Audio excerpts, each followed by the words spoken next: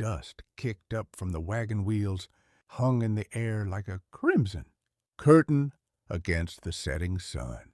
Nathaniel Hartford adjusted his expensive coat, feeling the sweat beneath the fine fabric as he surveyed the rough men he'd hired for this treacherous journey. His cargo was worth more than most people would see in a lifetime.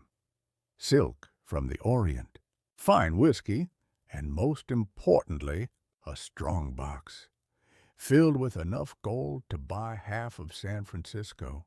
The year was 1884, and the Arizona Territory remained a lawless expanse, where Apache warriors still rode free, and the only law came from the barrel of a gun. Hartford needed to get his merchandise from Santa Fe to the growing mining towns of southern Arizona, but the direct route cut straight through Apache country. Most sensible men would take the long way around, adding weeks to their journey. But Hartford wasn't most men. He was a businessman who understood that fortune favors the bold, and delays cost money. That's why he'd sought out Jake Morrison, a weathered cowboy whose reputation preceded him like thunder before lightning. Morrison had spent 15 years fighting Apaches, bandits, and the unforgiving desert. His face was a map of hard-earned scars, and his pale blue eyes held a kind of coldness that came from seeing too much death. He carried a Colt .45 on his hip and a Winchester rifle across his back, both weapons worn smooth from constant use. The rest of Hartford's hired men were a mixed bunch. There was Tommy Brennan, a young gunslinger from Texas, with quick hands and an even quicker temper. Miguel Santos, a former vaquero who knew the desert like other men knew their own backyards. And Frank Delaney, Hartford's trusted foreman, who'd been with the merchant for over a decade, overseeing his various business ventures from railroad investments to cattle ranching. The wagon train consisted of 3 heavy freight wagons pulled by ox teams, plus riding horses for the men. Hartford had spared no expense on supplies. Enough food and water for 2 weeks, ammunition for a small war, and medical supplies that might mean the difference between life and death in the wilderness. As they rolled out of Santa Fe in the pre-dawn darkness, Morrison took point, his keen eyes scanning the horizon for any sign of trouble. The landscape stretched endlessly before them, a harsh tapestry of red rock mesas, thorny scrubland, and distant mountains that shimmered like mirages in the heat. This was land that didn't forgive mistakes, where a broken axle or a dried-up waterhole could spell doom for an entire expedition. The first day passed without incident, but Morrison remained vigilant. He knew the Apaches' methods. They would watch from the shadows, counting men and weapons, waiting for the perfect moment to strike. The desert was their domain, and they moved through it like ghosts, appearing and vanishing as if conjured from the very rocks themselves. By the second day, the heat had become oppressive. The sun beat down mercilessly, turning the wagons into mobile ovens. Hartford's fine clothes were now stained with sweat and dust, but he endured without complaint. He'd grown up poor on the streets of Chicago and had clawed his way to wealth through determination and calculated risks. A little desert heat wasn't going to break him. It was Miguel who first spotted the smoke signals rising from distant peaks. 3 thin columns against the azure sky, barely visible to untrained eyes. Morrison studied them through his field glasses, his jaw tightening as he interpreted the message. The Apaches knew they were coming. That evening, as they made camp in a defensible position among a cluster of boulders, Morrison gathered the men around the fire. The flames cast dancing shadows across their faces as he laid out the harsh reality of their situation. They were being watched, he explained. The smoke signals had likely been reporting their numbers, their weapons, and their direction of travel. From this point forward, they would travel only during daylight hours and post guards throughout the night. Any man who wandered away from camp alone would likely end up dead, scalped, and left for the buzzards. Tommy Brennan, barely 25 and full of youthful bravado, scoffed at the warning. He'd fought Comanches in Texas and figured Apaches couldn't be much different.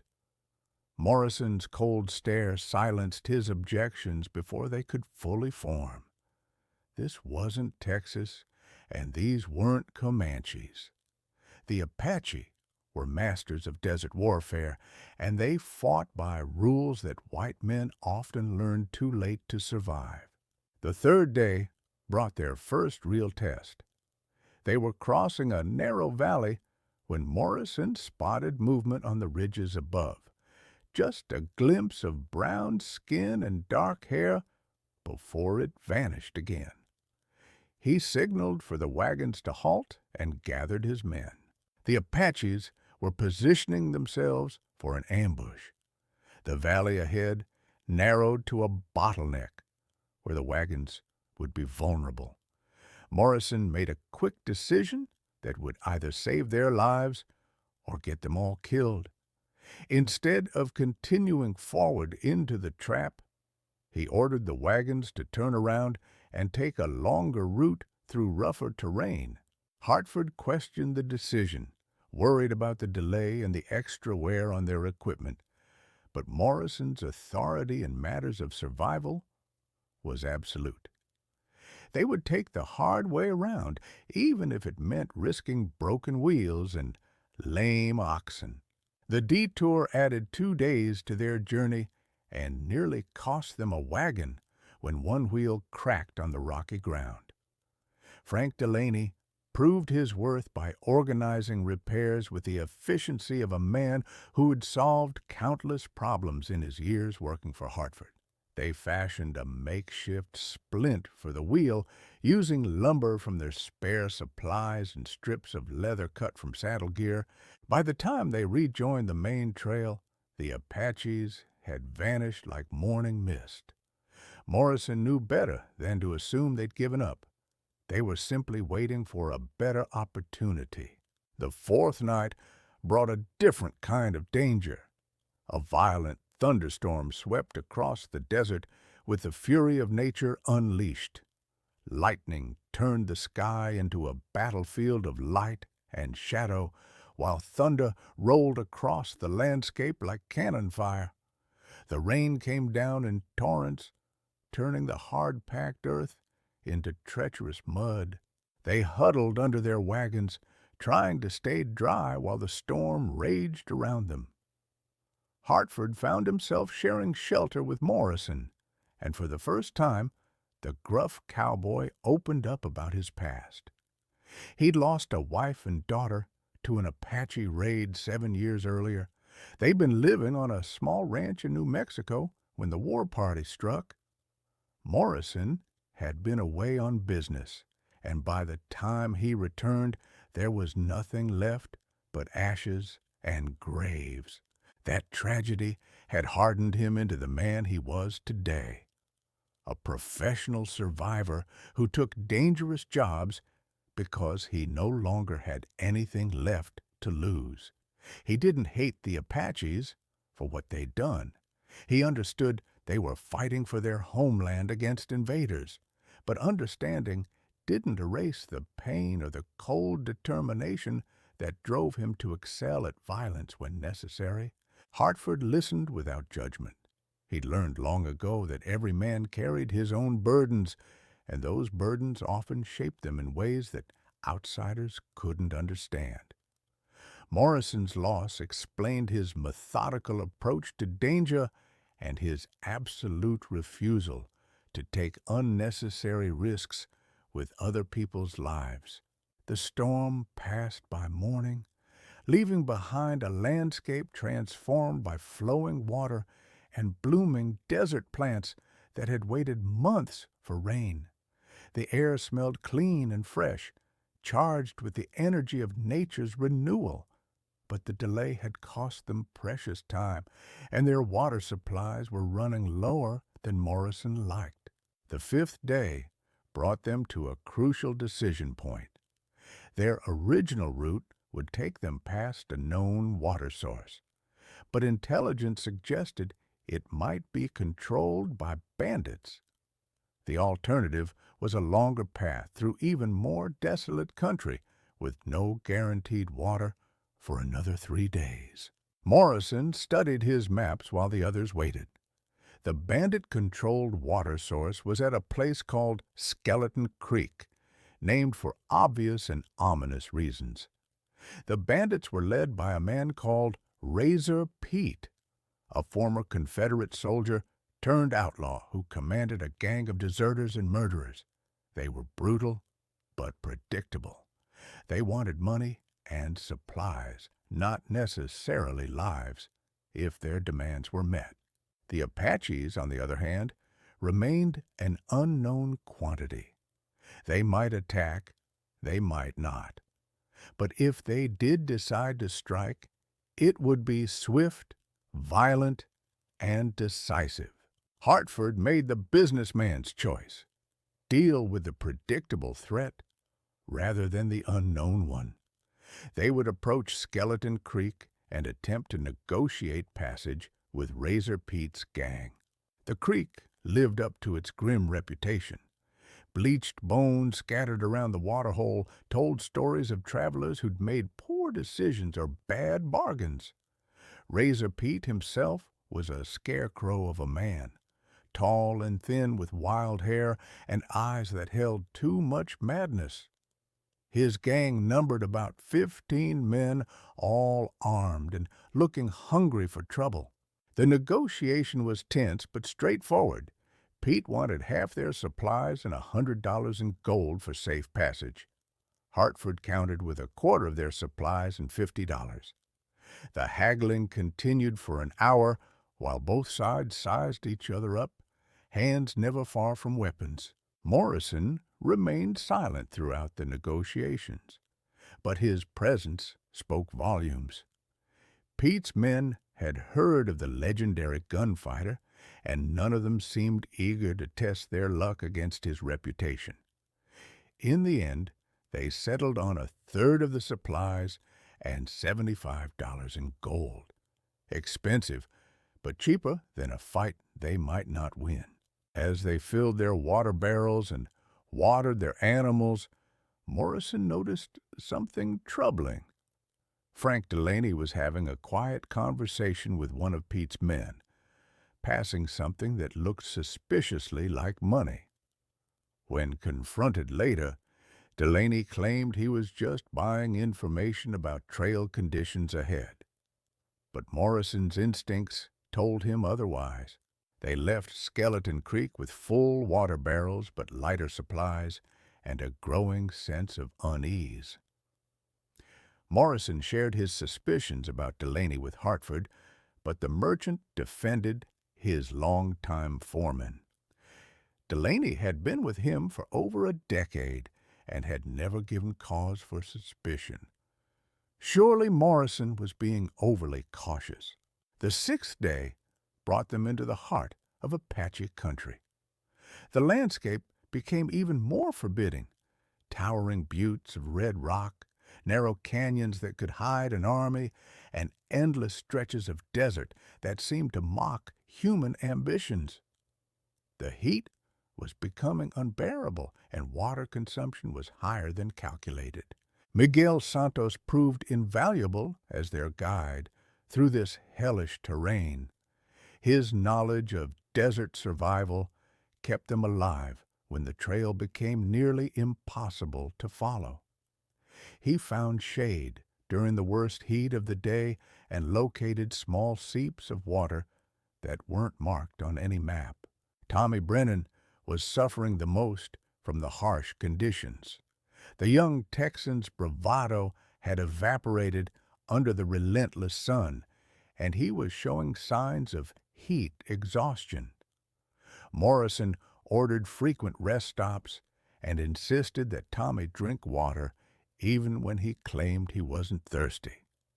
Dehydration could kill a man faster than bullets in this country. It was during one of these rest stops that they encountered their first Apache warrior face to face. He appeared without warning, as if materializing from the rocks themselves. A young man, perhaps 30 years old, with intelligent dark eyes and the lean build of someone who lived by hunting and warfare. He rode a paint horse and carried both traditional weapons and a modern rifle.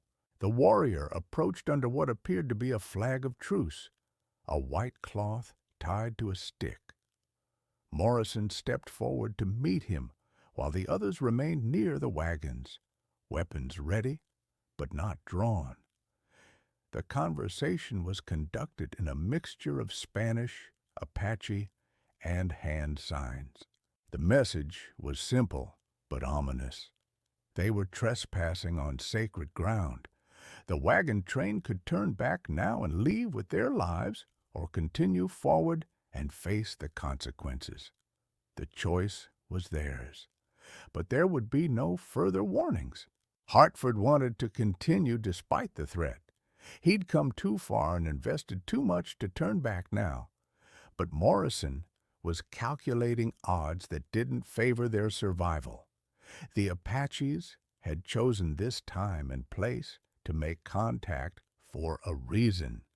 They were confident in their ability to stop the wagon train if negotiations failed. The decision was taken out of their hands by Tommy Brennan's hot head.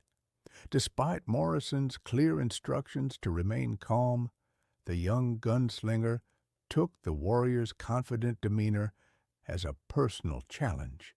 He stepped forward with his hand on his pistol, spouting threats about what would happen to any Apache who tried to stop them. The warrior's response was swift and decisive. Without appearing to move quickly, he was suddenly behind Tommy with a knife at the young man's throat.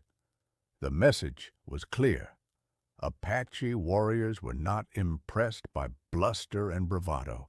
Morrison diffused the situation through careful diplomacy, but the damage was done.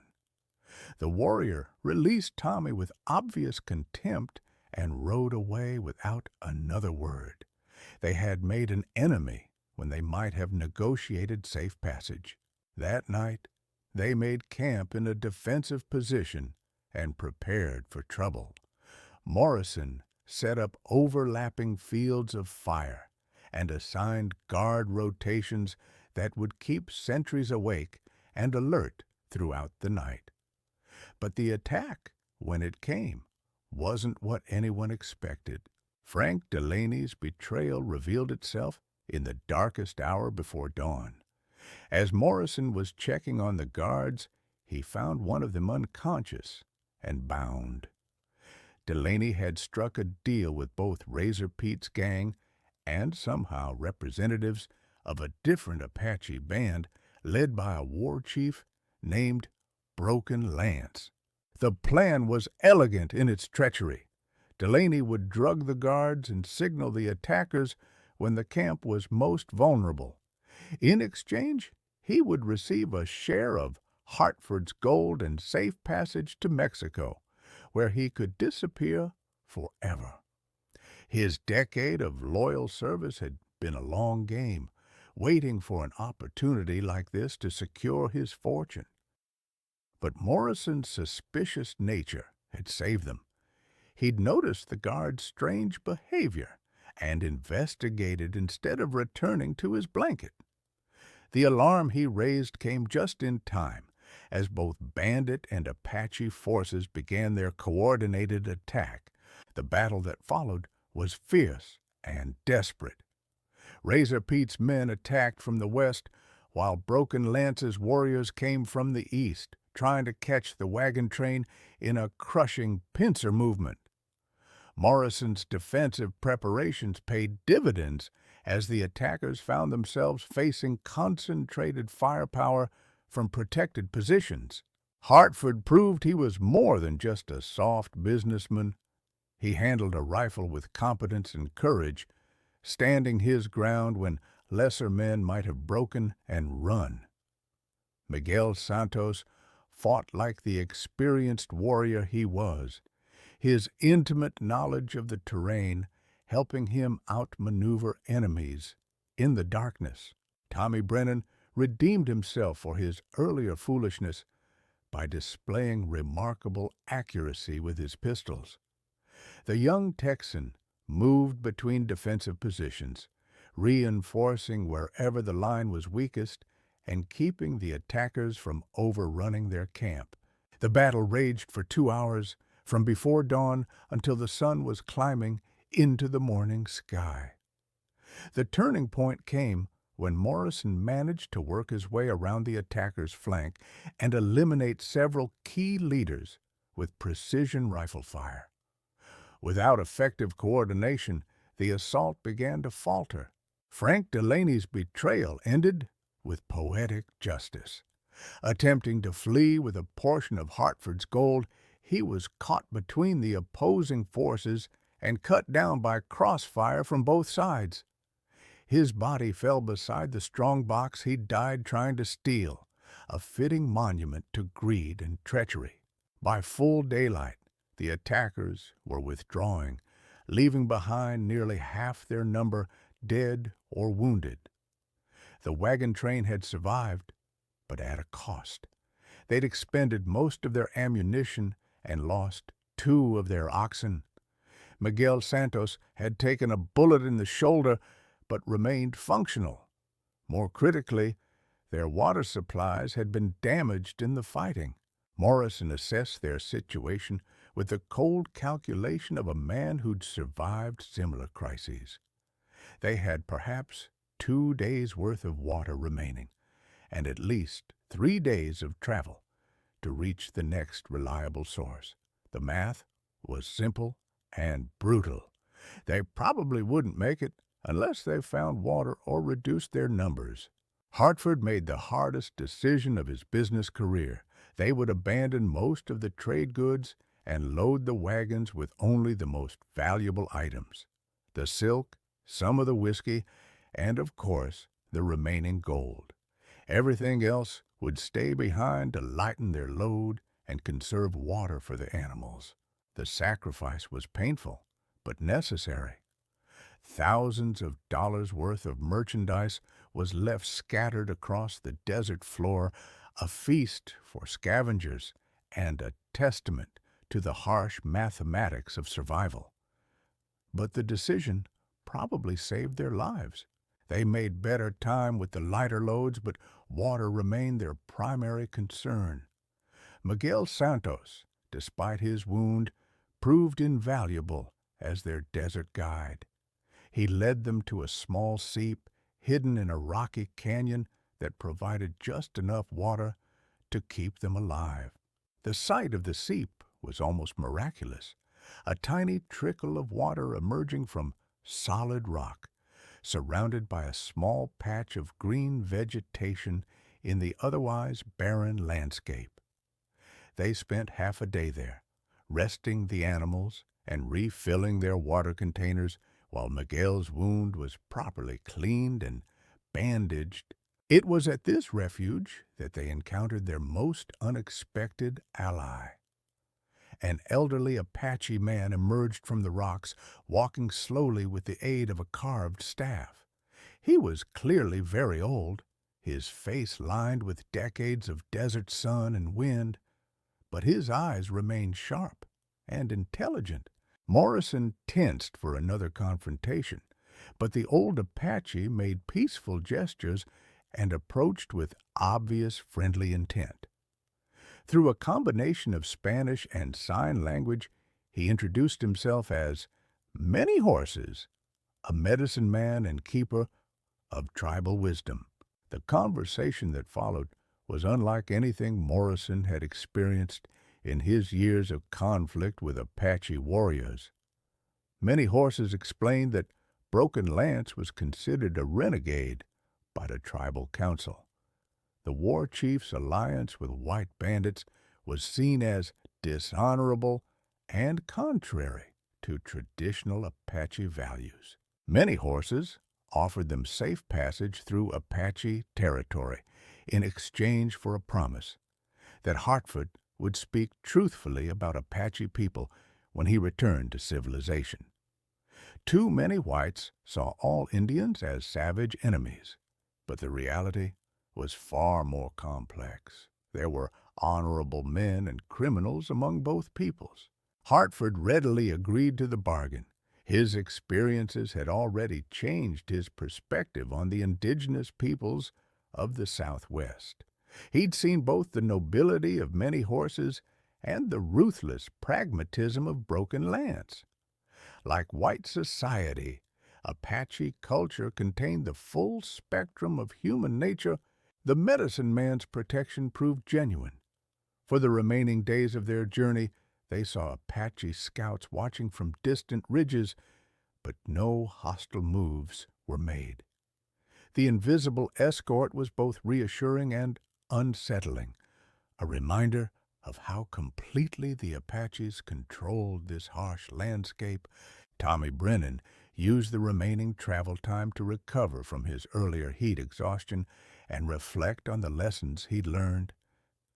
The desert had stripped away his youthful arrogance and replaced it with hard-earned respect for the dangers they'd faced. He would return to Texas a different man, tempered by experiences that most people would never survive. Miguel Santos's wound healed cleanly thanks to the medical supplies they'd carried and the clean water from many horses' seep. The former vaquero's knowledge and courage had been essential to their survival, and Hartford made mental notes about rewarding him appropriately when they reached civilization. The final challenge came not from human enemies, but from nature itself. A flash flood, spawned by distant thunderstorms, turned a dry wash into a raging torrent just as they were attempting to cross. The sudden wall of water swept away their lead wagon and nearly claimed Tommy Brennan's life. Morrison's quick thinking and rope work saved the young gunslinger, but they lost a significant portion of their remaining trade goods to the flood. The silk was ruined, and half the whiskey barrels were swept away by the current. Only the gold remained secure in its waterproof, strong box. But they were alive, and that was what mattered most. The flood also brought unexpected benefits. Refilled water holes that had been dry for months, and abundant grass for their surviving animals. The desert's harsh gifts came with both curses and blessings. On the 10th day of their journey, they finally saw the smoke from cooking fires rising above the horizon. The mining town of Copper Creek lay ahead, a rough settlement of tents and wooden buildings that represented salvation after their ordeal in the wilderness. The sight of those buildings brought tears to Hartford's eyes. He'd left Santa Fe as a wealthy merchant confident in his ability to master any challenge through money and planning. He was returning as a humbled man who understood the true value of loyalty, courage, and survival. Morrison had proven himself worth every dollar of his considerable fee. His experience and leadership had been the difference between success and disaster. Tommy Brennan had grown from a reckless boy into a seasoned fighting man. Miguel Santos had demonstrated that true worth was measured in character rather than social position. Even Frank Delaney's betrayal had served a purpose, teaching harsh lessons about trust and human nature that would serve Hartford well in future business dealings. The desert had been a merciless teacher, but the education it provided was invaluable. As they rolled into Copper Creek, dusty and weathered but alive, Hartford was already planning his next moves. The gold in his strongbox would fund new ventures, but his approach would be different now. He would seek out partners who shared Morrison's integrity and Santos's loyalty, rather than men who made impressive presentations in comfortable offices. The story of their journey would become legend in the saloons and trading posts of the Southwest. Morrison's reputation grew even larger, ensuring a steady stream of clients who needed his unique skills. Tommy Brennan returned to Texas with stories that would earn him drinks for the rest of his life. Miguel Santos used his share of the rewards to start his own freighting business, specializing in the dangerous routes that other men avoided. His knowledge of the desert and his proven courage made him wealthy within a few years. Hartford kept his promise to many horses. He wrote articles for Eastern newspapers describing his encounters with Apache people, presenting a more nuanced view than the sensational accounts that usually appeared in print. His words helped some readers understand that the conflict between cultures was complex, with honor and villainy existing on both sides. The merchant prince had entered the desert seeking only profit, but emerged with something far more valuable, an understanding of what it truly meant to be tested by forces beyond human control. In the crucible of the Arizona wilderness, surrounded by enemies and betrayal, he'd discovered reserves of strength and character he never knew he possessed. The wagon wheels had carried him through more than just dangerous territory. They'd transported him from one version of himself to another, from a man who measured everything in dollars to one who understood the true currency of human experience. In the harsh mathematics of survival, he'd learned equations that no business school could teach. The desert had taken much from them: supplies, trade goods, and illusions about the nature of civilization versus wilderness. But it had given back something more precious: the knowledge that when stripped of all pretense and comfort, the human spirit could endure and even triumph over seemingly impossible odds. As the dust settled behind their wagon wheels and the lights of Copper Creek beckoned ahead, Hartford realized that this journey would define the rest of his life. He would never again mistake comfort for strength or assume that money could solve every problem. The Apache country had taught him that some challenges required different currencies: courage, loyalty, and the willingness to risk everything for principles that couldn't be purchased at any price. The merchant's journey was over, but the man who emerged from that crucible of sand and stone would carry its lessons forward into whatever adventures awaited in the growing American West. In conquering the desert, he had discovered that the real wilderness lay not in the landscape around him, but in the untested depths of his own character, depths that had proven far richer and more valuable than any strongbox full of gold. The story ended where it began, with dust and dreams, but the dreamer had been fundamentally transformed by the red dust of Apache country and the hard wisdom that only comes from surviving what should have killed you. In the end, that transformation was worth more than all the silk and whiskey he'd lost along the way. The saloons of Copper Creek would buzz with tales of their adventure for months to come. Miners and drifters would gather around oil lamps to hear about the merchant who'd faced down Apache warriors and bandits, about the cowboy whose reputation had grown even larger after guiding them through hell itself. the story would spread from town to town, carried by travelers and traders who understood that such tales were the true currency of the frontier. Morrison found himself in greater demand than ever before. Men seeking safe passage through dangerous territory would seek him out specifically, willing to pay premium prices for his services, but the gruff cowboy was becoming more selective about his clients. The journey with Hartford had reminded him that some things were more valuable than money. Honor, loyalty, and the satisfaction of protecting those who deserved protection. Tommy Brennan's transformation was perhaps the most dramatic. The cocky young gunslinger who left Texas full of braggadocio returned as a man tempered by fire and desert sun.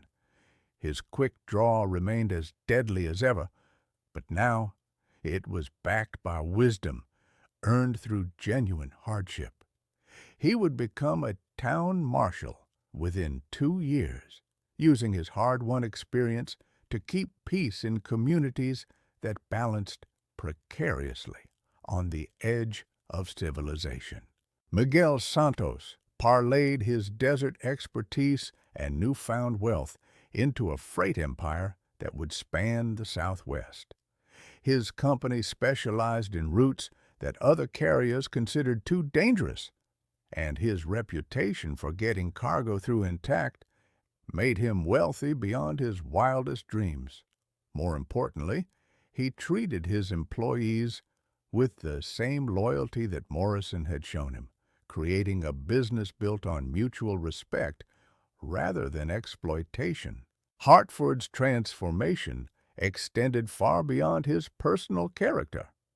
Upon returning to his business empire, he restructured his entire approach to commerce. No longer would he rely solely on profit margins and market analysis. His hiring practices changed dramatically. He sought out individuals who demonstrated integrity under pressure rather than those who simply looked good on paper. The merchant prince also became an unlikely advocate for fair treatment of Native Americans. His writings about the Apache people he'd encountered challenged prevailing stereotypes and helped readers understand the complexity of frontier conflicts. While his words couldn't stop the tragic march of westward expansion, they did plant seeds of understanding in some minds. The gold that survived their journey became the foundation for Hartford's next venture, a trading post network that stretched across the Southwest. But these weren't typical frontier stores focused solely on profit. Hartford insisted that his trading posts serve as neutral ground where Apache, Mexican, and Anglo communities could interact peacefully. The concept was revolutionary for its time and surprisingly successful. Years later, when railroad lines finally tamed the worst of the Apache country, Hartford would often stand on the platforms of the new stations and remember the weight of a Winchester rifle in his hands and the taste of alkali dust in his mouth. The trains made the journey in hours that had once taken them days, but something essential had been lost in the process. The railroad brought safety and efficiency, but it also eliminated the crucible that had forged him into a better man. Morrison continued working as a guide and protector until age finally forced him into retirement. He settled in a small town in Colorado where he became something of a local legend. Children would gather around his porch to hear stories of the old days, and he would tell them carefully edited versions of his adventures, emphasizing the lessons learned rather than glorifying the violence. The old cowboy never remarried, but he found peace in his later years through mentoring young men who reminded him of Tommy Brennan, hot-headed and eager to prove themselves. Morrison's guidance helped many of them avoid the mistakes that could have cost them their lives or their souls. Tommy Brennan's career as a lawman was marked by the same courage he'd shown in the desert, but tempered by the wisdom he'd gained through hardship. He married a school teacher from back east and raised 3 children, teaching them to respect both strength and restraint. His reputation as a fair but tough marshal spread throughout Texas, and he was eventually elected sheriff of his county. Miguel Santos never forgot his roots or the loyalty that Morrison had shown him. As his freight empire grew, he made it a point to hire former vaqueros and other Mexican workers who were often discriminated against by Anglo-owned companies. His business practices proved that treating employees well was not only morally right, but financially profitable. The former vaquero also established a scholarship fund that sent promising young Mexican Americans to universities in the East, ensuring that future generations would have opportunities that had been denied to his generation. His success became a source of pride for the entire Mexican-American community in the Southwest. Frank Delaney's betrayal became a cautionary tale told in business circles throughout the West. Hartford made sure the story was widely known, not out of vindictiveness, but as a warning to other entrepreneurs about the dangers of blind trust. The tale served as a reminder that character references and long service records were no guarantee against corruption when enough money was at stake. The desert itself remained largely unchanged by their passage. The flash floods that had nearly killed them carved new channels in the sand, but within months the landscape looked much as it had before their wagon wheels disturbed its surface. The bones they left behind, oxen that had died in the crossing, the remains of Frank Delaney's ambitions, were bleached white by the sun and scattered by scavengers until no trace remained. Apache resistance to Anglo expansion continued for several more years, but the tide of history was inexorable. Broken Lance, the renegade war chief who had allied with bandits, was eventually killed in a skirmish with cavalry troops. Many horses, the wise medicine man who had shown them mercy, lived to see his people confined to reservations. Their traditional way of life effectively ended. The old Apache's final years were spent teaching younger generations about their heritage, ensuring that the wisdom and traditions of his people would survive even if their political independence could not. He often spoke of the white merchant who had kept his promise to tell the truth about Apache people, holding Hartford up as an example of how understanding might exist between different cultures if men of goodwill made the effort. Razor Pete and his gang of bandits eventually met the fate that awaited most outlaws of their era.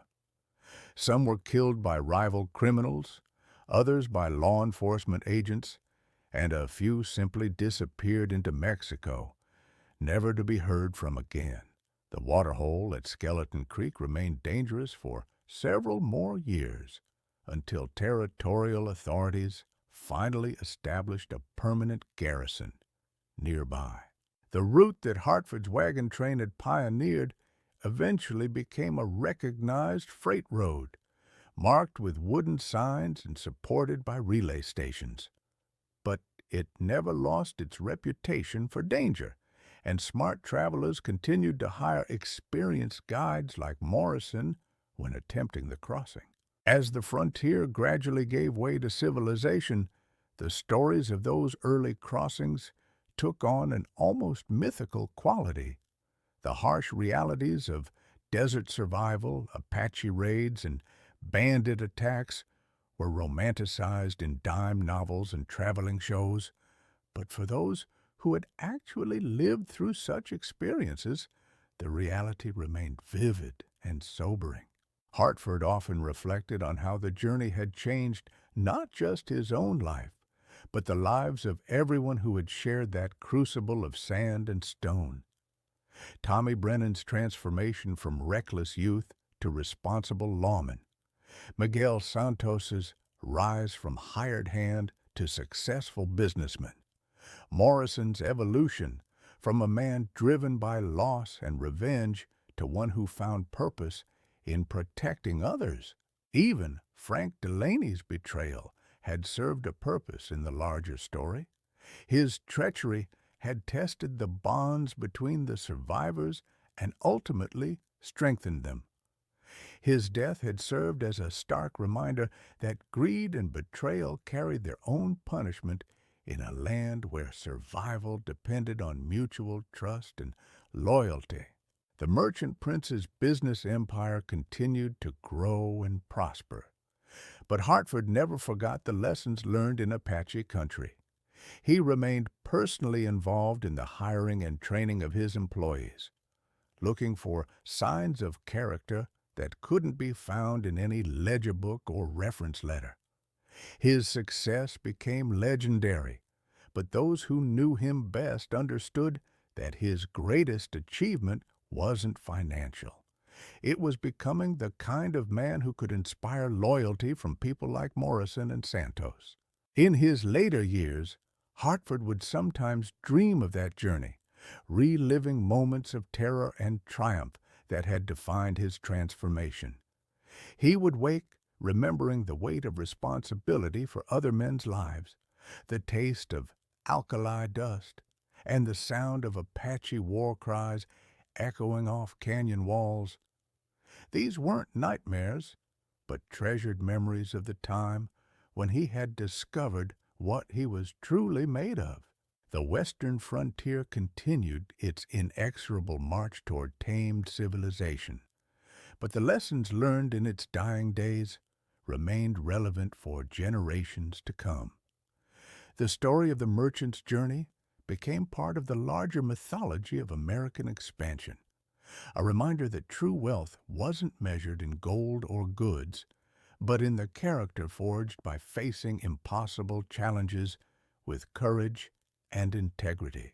And somewhere in the vast reaches of the Arizona desert, wind-carved rocks and shifting sands held the memory of wagon wheels and boot prints of men who had tested themselves against the harshest landscape on the continent and emerged forever changed by the experience.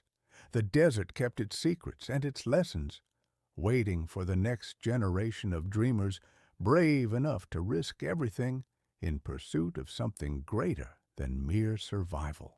The transformation of each man who survived that crucible in the desert would ripple through generations, creating legacies that extended far beyond their individual lives. Morrison's reputation as an honorable guide attracted clients who shared his values, gradually changing the character of frontier commerce from pure exploitation to something resembling mutual respect. His influence helped establish codes of conduct among professional guides and scouts that emphasized protection of clients over pure profit. The cowboy's later years were marked by a quiet satisfaction that had eluded him since the loss of his family. He found purpose in mentoring younger men, teaching them not just the practical skills of survival, but the moral principles that separated civilization from savagery.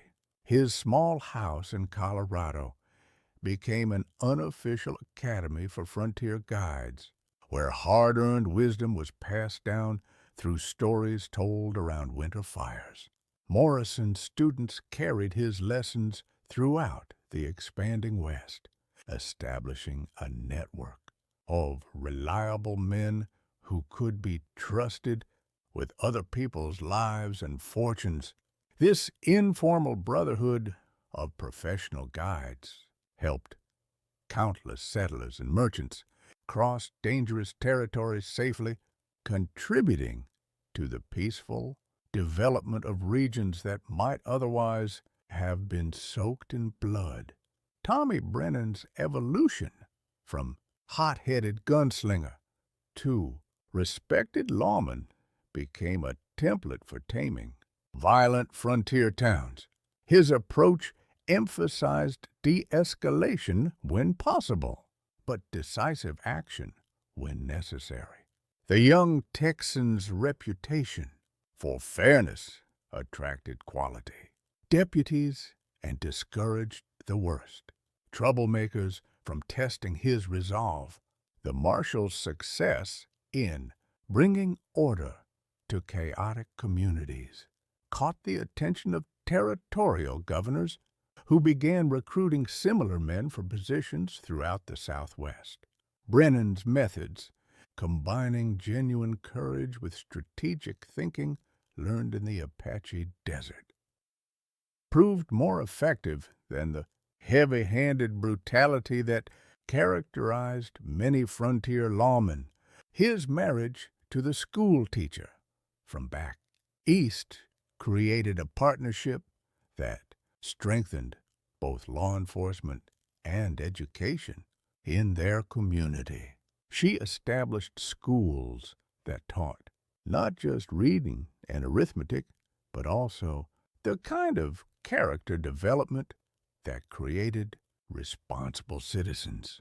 Together, they proved that civilization could take root, even in the harshest environments, if the right people were willing to nurture it.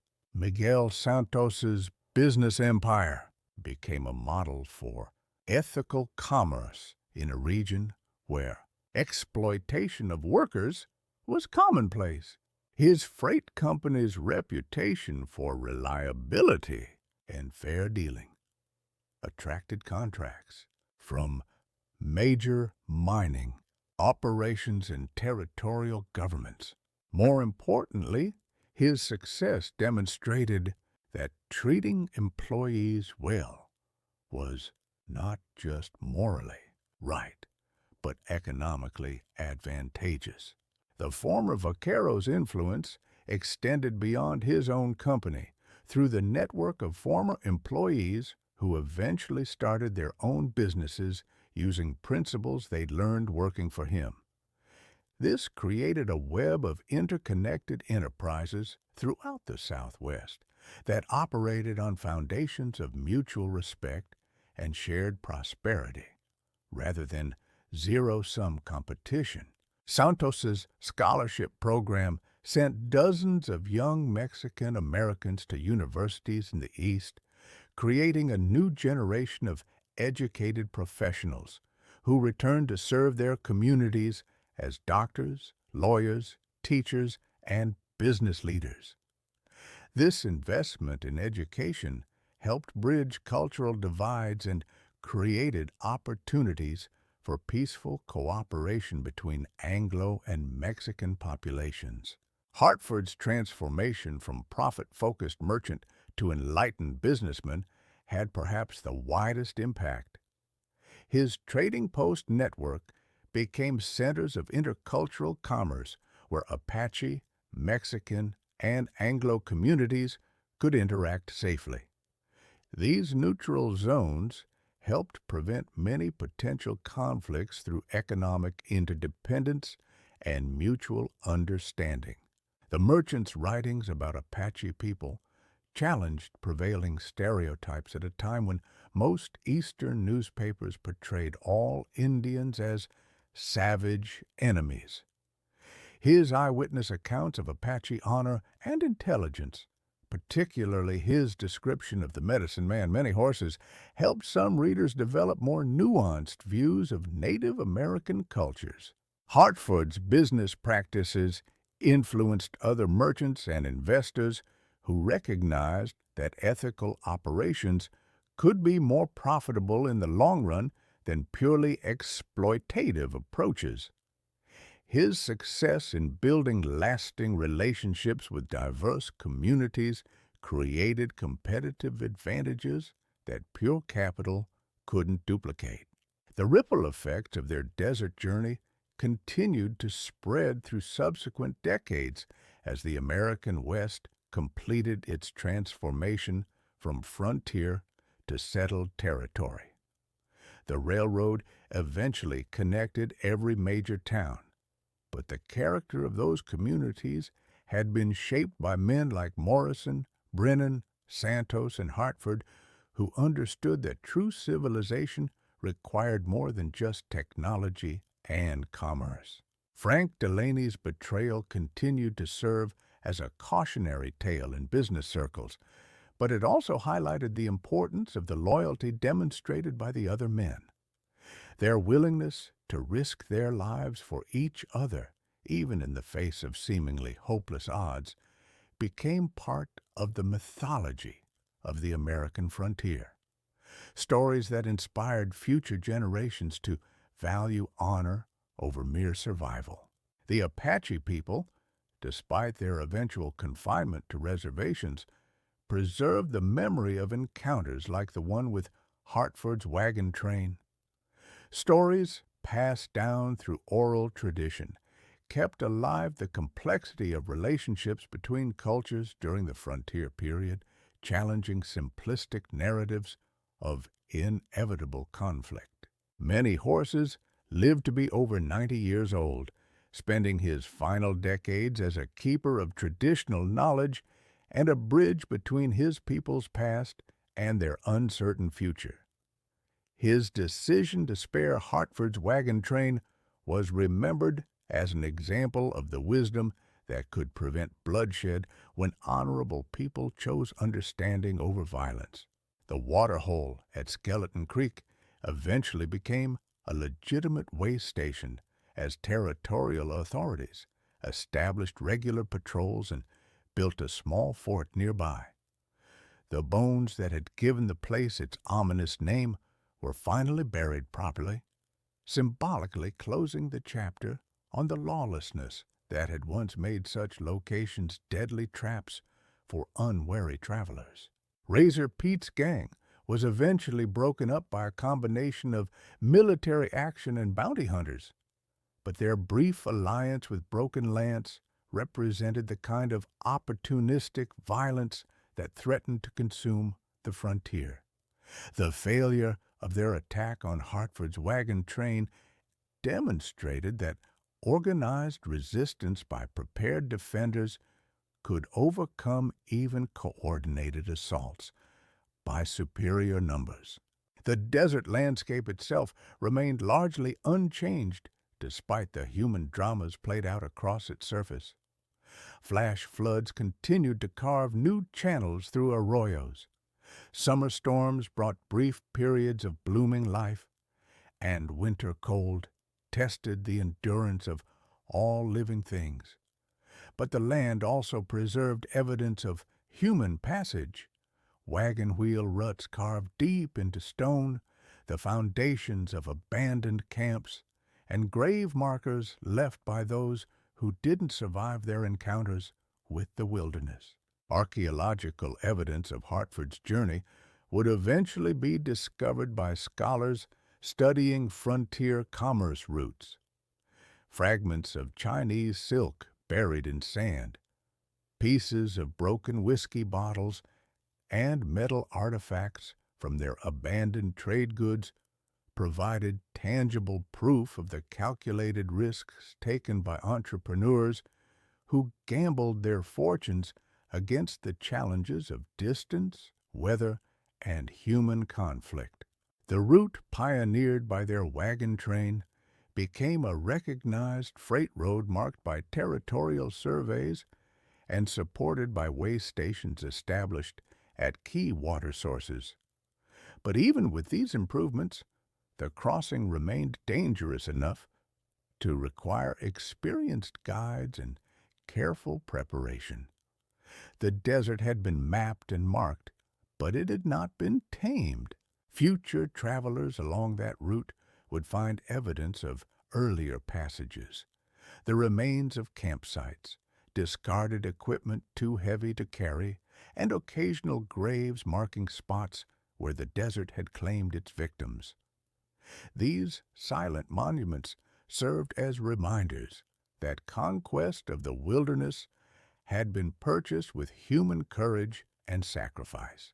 The transformation of the American Southwest from Apache hunting grounds to railroad territory happened with remarkable speed.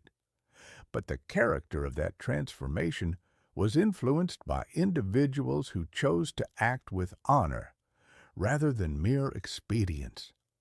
Hartford's journey represented thousands of similar expeditions, each contributing to the gradual establishment of trade routes, communication networks, and cultural exchanges that knitted the region into the broader American nation. The lessons learned in that crucible of sand and stone, the value of loyalty, the importance of preparation, the need for courage in the face of impossible odds, and the possibility of understanding between different cultures remained relevant long after the specific dangers of Apache raids and bandit attacks had faded into history. In the end, the merchant's journey through Apache country became more than just another tale of frontier adventure. It represented the best possibilities of American expansion, the potential for growth through challenge, for prosperity through fair dealing, and for civilization through the conscious choice to value honor above mere survival. The dust had long since settled, but the lessons endured, carried forward by men and women who understood that the true wealth of the frontier lay not in gold or land, but in the character forged by those brave enough to risk everything in pursuit of something greater than themselves. Years later, when the last of the old-timers had passed away and the frontier existed only in memory and legend, historians would piece together the story of Hartford's crossing from fragments of letters, business records, and oral traditions preserved by families who remembered when the desert was still dangerous and courage was a daily necessity rather than an abstract virtue. These scholars would recognize that the true significance of such journeys lay not in their commercial success or failure, but in their demonstration of human resilience and the capacity for growth under extreme pressure.